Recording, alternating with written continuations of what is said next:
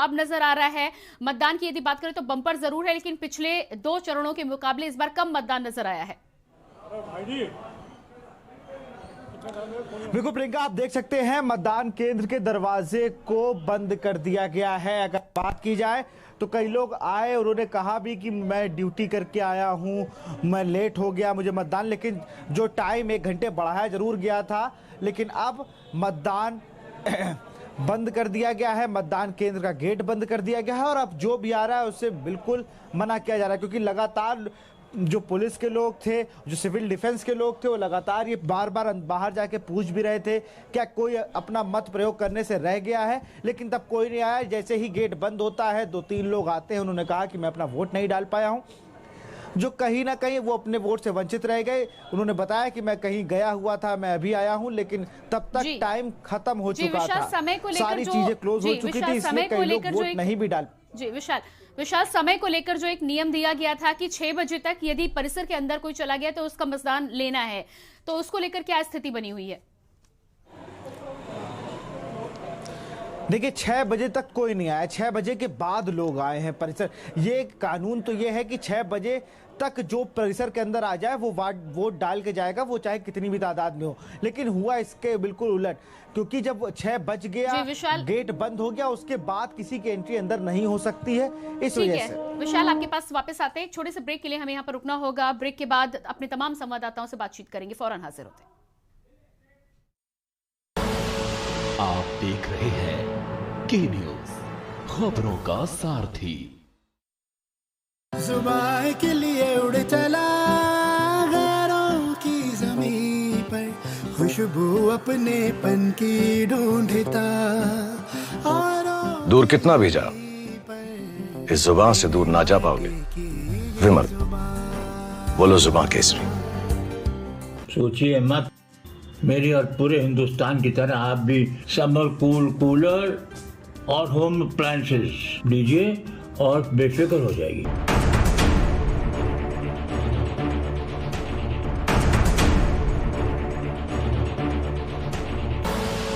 आप देख रहे हैं के न्यूज, खबरों का सारथी।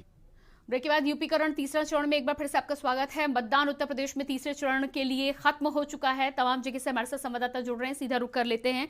अभय कटियार संवाददाता कन्नौज से हैं, ऋषि सेंगर फर्रुखाबाद से, अमित पांडे रसूलाबाद से हमारे साथ जुड़े हैं और ब्रजेश मिश्रा संवाददाता फिरोजाबाद से। अभय, सबसे पहले कन्नौज की यदि बात करें तो स्थिति क्या है, कितने प्रतिशत मतदान हुआ है? साथ ही साथ 6 बजे तक परिसर के अंदर यदि कोई चला जाए तो उसका मत दर्ज करना अनिवार्य हो जाता है, क्या स्थिति बनी है? जी, आपको बता दें कि 6 बजे का मतदान प्रक्रिया समाप्त हो चुकी है। और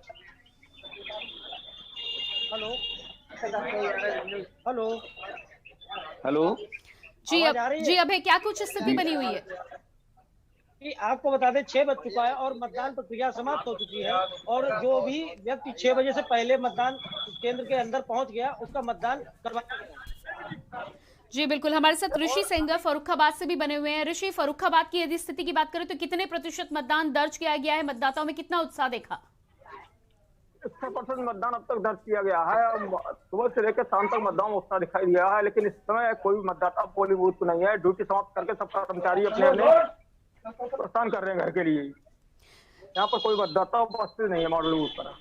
जी, फिरोजाबाद से हमारे साथ ब्रजेश मिश्रा बने हुए हैं। ब्रजेश, फिरोजाबाद की स्थिति की बात करें तो क्या कुछ रुझान नजर आया? साथ ही साथ 6 बजे के बाद भी क्या मतदाता कहीं कहीं पर नजर आ रहे हैं?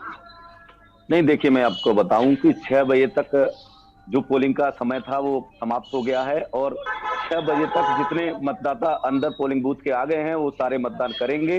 पूरे फिरोजाबाद की 5 विधानसभा की बात करूं तो वहीं आज 5 बजे तक का जो वोटिंग परसेंट रहा है वो करीब 57.5% के लमसम रहा है, जो कि 5 बजे तक रहा है। वहीं पिछले 2017 की विधानसभा की बात करूं तो पोलिंग परसेंट जो रहा है करीब 66% पोलिंग पूरे फिरोजाबाद की 5 विधानसभा में हुआ था। वहीं अब लगता है कि अब 6 बजे तक जो भी वोट परसेंट आएगा वो तो जब 6 बजे तक क्लियर होगा उसके बाद ही पता चलेगा कि कितना टोटल वोट परसेंट हुआ है। हालांकि बहुत ही शांतिप्रिय तरीके से चुनाव संपन्न हुआ है 6 बजे तक, और पूरे 5 विधानसभा में टूडला विधानसभा ऐसी है जहां पर एक जगह वोट का मतदान का बहिष्कार किया है जनता ने, यहाँ की ग्रामीणों ने।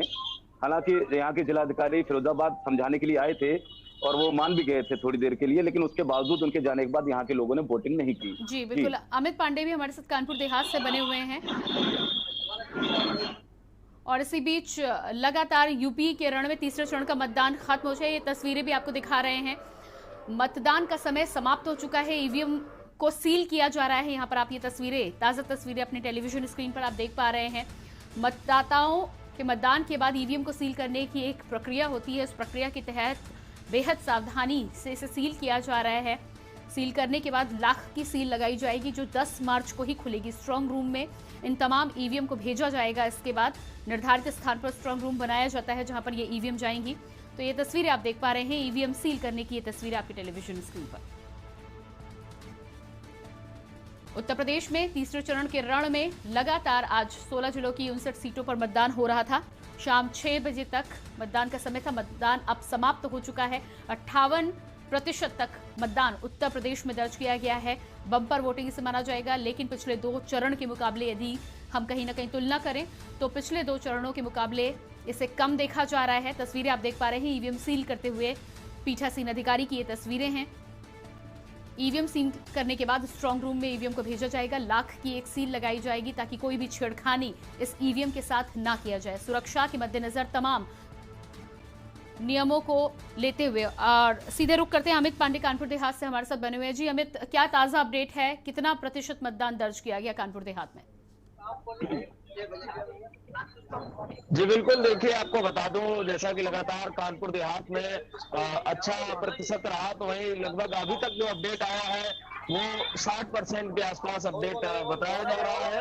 और इसके साथ ही हम इस समय आरपीएस इंटर कॉलेज है, जो पोलिंग बूथ है उसके बाहर खड़े हैं। आरपीएस इंटर कॉलेज का गेट बंद कर दिया गया है और सातों से जो पीछे पोलिंग बूथ है उसमें जो पोलिंग पार्टियां हैं वो ईवीएम को सील करके और सारी तैयारियां यहाँ से कर चुकी हैं। जी बिल्कुल, हमारे साथ विशाल भी लगातार बने हैं। विशाल, कानपुर की 10 सीटों की जब हम बात कर रहे थे तो पहले जो 7 सीटें बीजेपी के कब्जे में थी, 3 सीटों पर बेहद जोरदार तरीके से प्रचार किया गया सभी पार्टियों के द्वारा। अब वोटिंग के बाद क्या कुछ रुझान नजर आ रहा है?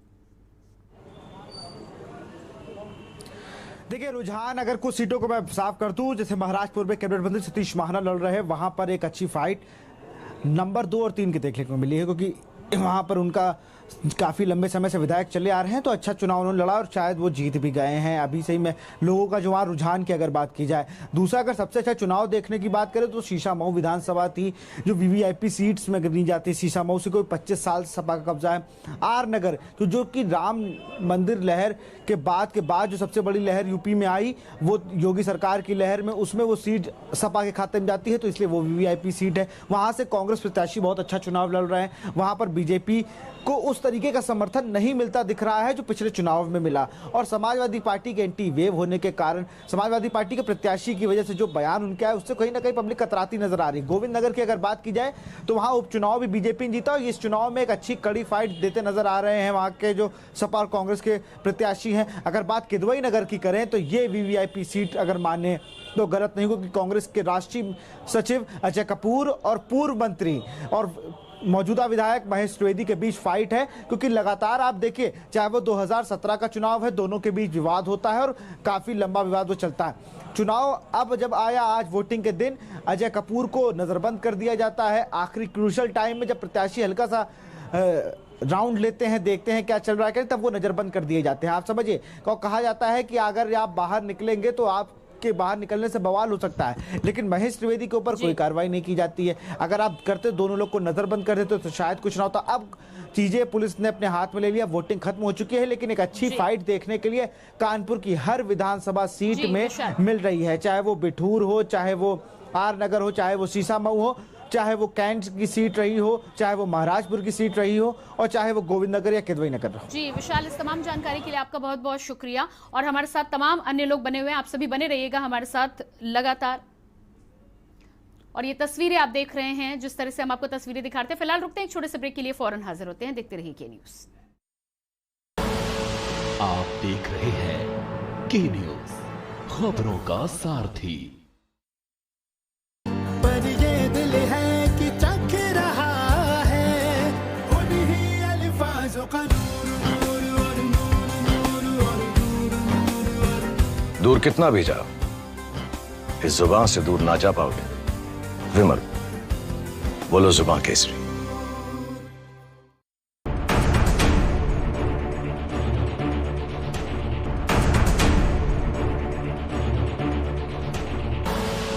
आप देख रहे हैं के न्यूज, खबरों का सारथी। ब्रेक के बाद एक बार फिर से स्वागत है। यूपीकरण तीसरा चरण में आज तमाम सीटों पर 16 जिलों की 59 सीटों पर मतदान हुआ और मतदान 58 कुछ फीसद अभी तक हुआ है। हमारे साथ लगातार संवाददाता भी अलग अलग जगहों से बने हुए हैं। ब्रजेश, एक बार फिर से आपसे मैं ये जानना चाहूंगी कि उत्तर प्रदेश में जिस तरह से लगातार तमाम आला कमान के जो बड़े नेता हैं वो पहुंच रहे थे और अभी भी लगातार चौथे चरण के लिए कवायद जारी है, मतदान हो जाने के बाद क्या कुछ आपको लग रहा है? जिस तरह से सपा और बीजेपी के बीच ये चुनाव माना जा रहा था, क्या आम आदमी पार्टी और कांग्रेस का भी कहीं ना कहीं कुछ सीटों पर दबदबा आप देख पा रहे हैं? देखिए, मैं आपको बताऊं, फिरोजाबाद शुरू से ही समाजवादियों का गढ़ माना जाता रहा है। आम आदमी पार्टी और कांग्रेस का यहाँ कोई वजूद नहीं है और यहाँ पर वो फाइट से एकदम बिल्कुल बाहर दिखाई दे रहे हैं। हालांकि फिरोजाबाद में अगर 500 विधानसभा की बात करूं तो इस समय समाजवादी पार्टी और भारतीय जनता पार्टी की बहुत कड़ी टक्कर है। जहां तक अगर 500 विधानसभा में एक शुकोहाबाद विधानसभा सीट है जहां पर लगता है कि भारतीय जनता पार्टी आसानी से जीत हो सकती है, वहीं 4 विधानसभा ऐसी हैं जहां पर समाजवादी पार्टी और भारतीय जनता पार्टी की बहुत ही कांटे की टक्कर होने वाली है। जी बिल्कुल। हमारे साथ पंजाब से ब्यूरो चीफ विनोद गुप्ता भी जुड़ चुके हैं। जी विनोद, पंजाब की यदि बात करें तो 117 सीटों पर मतदान अब खत्म हो चुका है। कितने प्रतिशत मतदान दर्ज किया गया और क्या कुछ स्थिति ताजा अपडेट है?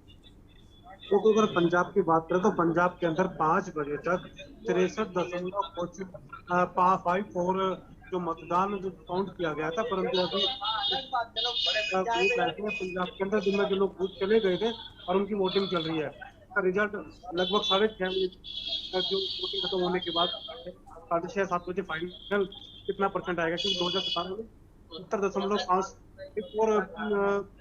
70.5% दर्ज किया गया था। तो इस बार भी लगभग वही परसेंटेज निकल के आएगी, 78 या 75 के आसपास।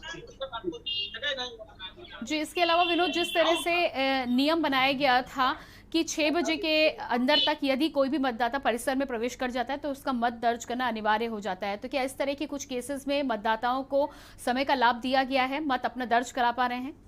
बिल्कुल, यही कारण है कि अभी तक जो वोटिंग परसेंटेज है वो निकल कर नहीं आया सामने।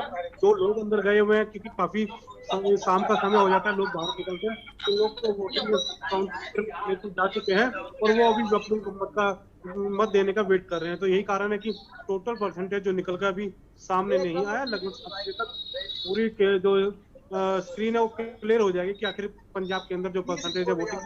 जी, इसके अलावा विनोद, उत्तराखंड में हमने देखा था कि जैसे ही मतदान खत्म हुआ था कांग्रेस के तमाम कार्यकर्ता ढोल नगाड़े बजाने लगे थे।